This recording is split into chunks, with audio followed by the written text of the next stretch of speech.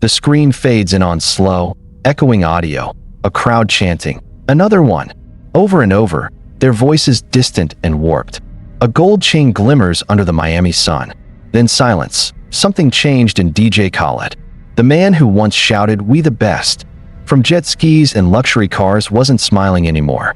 Behind the million-dollar grin and motivational speeches was someone cracking under the weight of his own legend that a producer once hailed as the symbol of positivity, now accused of faking it all. A man who preached gratitude, but stormed into a record label screaming over charts. And as the years went on, his allies turned their backs, one by one. But before the scandals, before the lawsuits, before the silence, there was a man who simply wanted to be seen. This is the story of how DJ Khaled went from hip-hop's loudest motivator to its most misunderstood figure. Before the fame, there was just a man shouting into a phone. It was 2015. DJ Khaled, known only to those deep inside the Miami music scene, downloaded Snapchat and accidentally changed the trajectory of his entire career. He didn't even know how to use the app, but somehow people were drawn to him. Every snap, him watering his plants, shouting "bless up," showing his dinner, talking about major keys, felt raw and oddly inspiring. A fan commented on one of his early snaps, "This man is like my digital life coach." Another said, "He makes me believe in myself." Soon, those clips began spreading like wildfire. Khaled became a walking meme, part motivational speaker, part comedic relief. His catchphrases, "They don't want you to win," "Secure the bag," "Bless up," became cultural currency. Major companies called. Brands wanted him. The man who once stood behind rappers in the studio was now the face in front of the camera, but what no one saw was the growing shadow behind the positivity. The endless repetition of the same message. The exhaustion.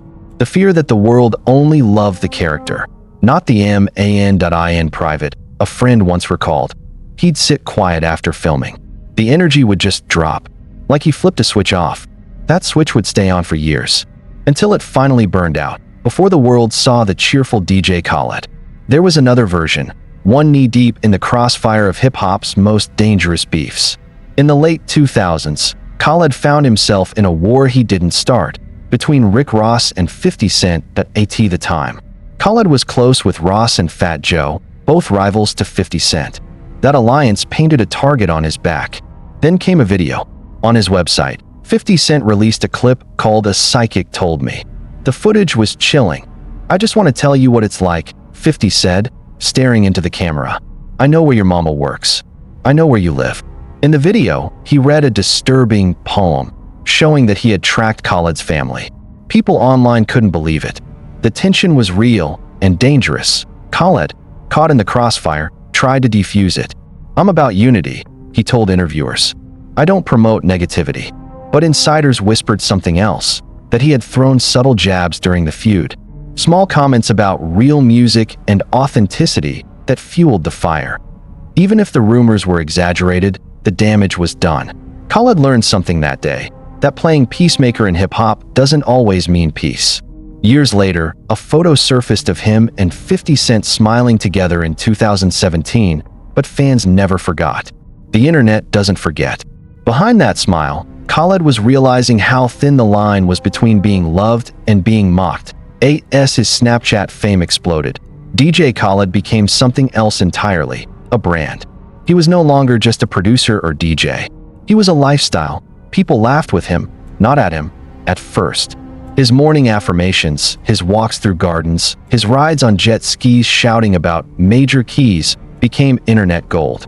He wasn't just relevant, he was omnipresent. Then came endorsements. Weight Watchers, Ciroc, Beats by Dre. The man once known for producing beats was now producing moments, and each one more exaggerated than the last. But cracks began to show. He became a spokesperson for Weight Watchers, promising fans he'd transform his body. Months passed, no visible change. The internet noticed. Comments began shifting from supportive to sarcastic. Another one? Someone joked under his workout post. Maybe another meal. The positivity was still there, but it felt forced. He was selling motivation like a product. Every "bless up" became a slogan.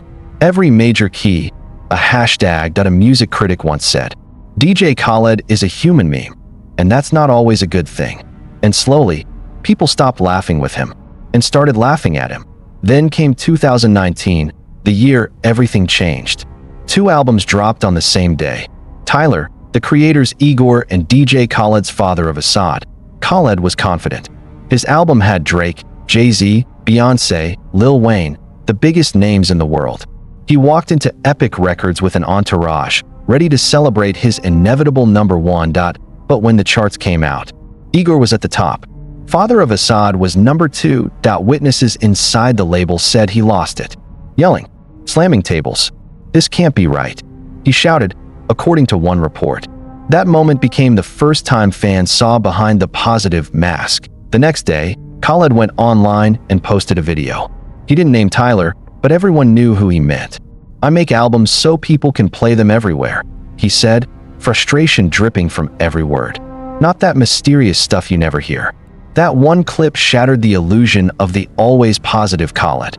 Fans called it the tantrum heard around the world. Tyler didn't even respond, not at first. He didn't need to. The silence said it all. Later, when Tyler finally spoke, he laughed about it. "It was like watching a man die inside," he said, because the weirdo was winning. That line became legendary. For the first time, Khaled wasn't the one saying, "We the best." Someone else was. And he couldn't stand it. The ego wound ran deep. Khaled didn't just complain, he fought back. Reports surfaced that he planned to sue Billboard, claiming they disqualified 100,000 album bundles that should have counted toward his total sales. Billboard later explained the bundles were part of a questionable marketing tactic tied to an energy drink, a move some described as chart manipulation. That word, manipulation, stuck. The story spread fast. Music forums lit up. "So much for positivity," one user wrote. "He's more mad about numbers than the music." Another joked, "He's not saying, 'We the best' anymore, just 'we the second best.'" Tyler's Igor went on to win the Grammy for Best Rap Album in 2020. During his acceptance speech, Tyler grinned. "It feels great to know that people like the weird stuff." Fans knew exactly what he meant. As the applause roared for Tyler, Khaled sat silent. His name wasn't mentioned. His energy was gone. The man who built his empire on good vibes was now trapped by his own ego, and the internet that once loved him had turned its back. After the Billboard scandal, DJ Khaled went quiet for a while, but silence was never his thing.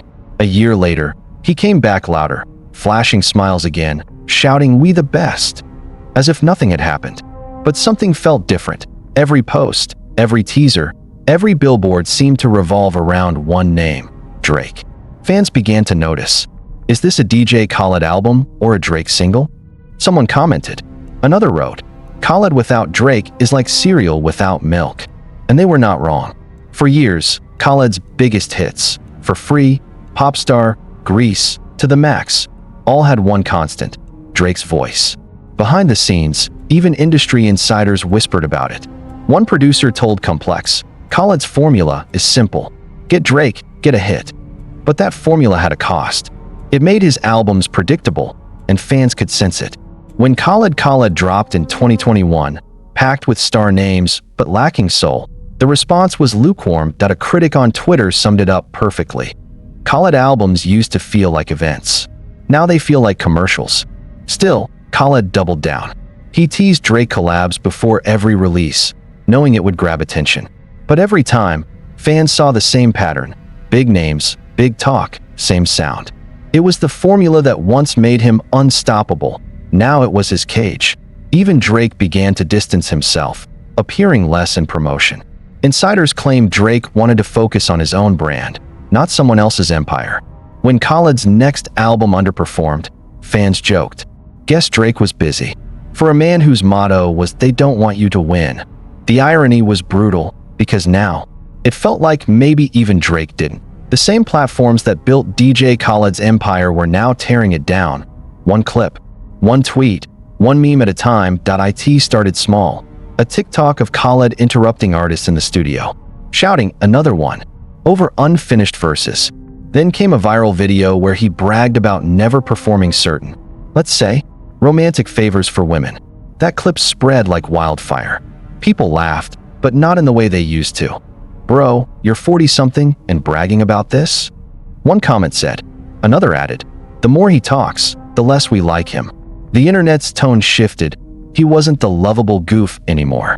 He was out of touch, arrogant, and weirdly insecure. Podcasters dissected him. YouTubers roasted him. Twitter turned every quote into a punchline. Motivational speaker energy, one TikTok user said, but with zero self-awareness. Even his music suffered. Fans began skipping his albums, saying, "We've heard this before." The loud confidence that once inspired people now just sounded like noise in one awkward clip. Khaled was seen trying to dance on Instagram Live, slipping, then pretending it was intentional. Comments flooded in instantly. Man fell off, literally. He tried to bring back his old Snapchat magic, posting videos of himself gardening and shouting "bless up." But the algorithm had moved on. The world was faster, harsher, more cynical. The motivation didn't hit the same anymore, because no one believed it. Behind that ever-present grin was a man losing grip on the very audience that once worshipped him. Then came the moment that shifted everything, not about music, but about morality. In 2021, as violence escalated in Palestine, celebrities across the world spoke out. But fans noticed something strange. DJ Khaled, whose parents were Palestinian, who had often spoken about his heritage, said nothing. Not a tweet, not a post, not even a prayer emoji. At first, people assumed he was being careful. But days passed, then weeks. The silence became deafening. A fan commented, "How can the most vocal man in hip-hop be silent about his own people?" Another added, "He can shout 'We the best' all day, but not one word for Palestine." When he finally posted something, a vague, neutral message about peace and love, it only made things worse. Fans saw it as cowardly. "This man will scream on Instagram, live for sneakers," one user wrote, but whispers about injustice. The backlash was intense. Thousands unfollowed him. Activists called him out directly. Even other artists made subtle references to influencers who lost their voice. It wasn't about politics anymore. It was about authenticity. The man who built his empire on positivity and unity was being exposed as selective with both. In private, a source close to Khaled said he was hurt by the reaction, claiming he feared saying the wrong thing publicly. But by then, it was too late. The damage was done. For many fans, this wasn't just a misstep. It was betrayal. The major key to his empire, trust, was gone. By 2023, the hip-hop landscape had evolved, but DJ Khaled had not. While artists like Metro Boomin, Hit Boy, and Mike Dean were redefining what producers could be, Khaled was still shouting slogans over recycled beats at award shows. He was present, but no longer relevant. Cameras once rushed toward him. Now, they passed by. Younger artists preferred to work with quieter, more creative producers, people who let the music speak instead of themselves.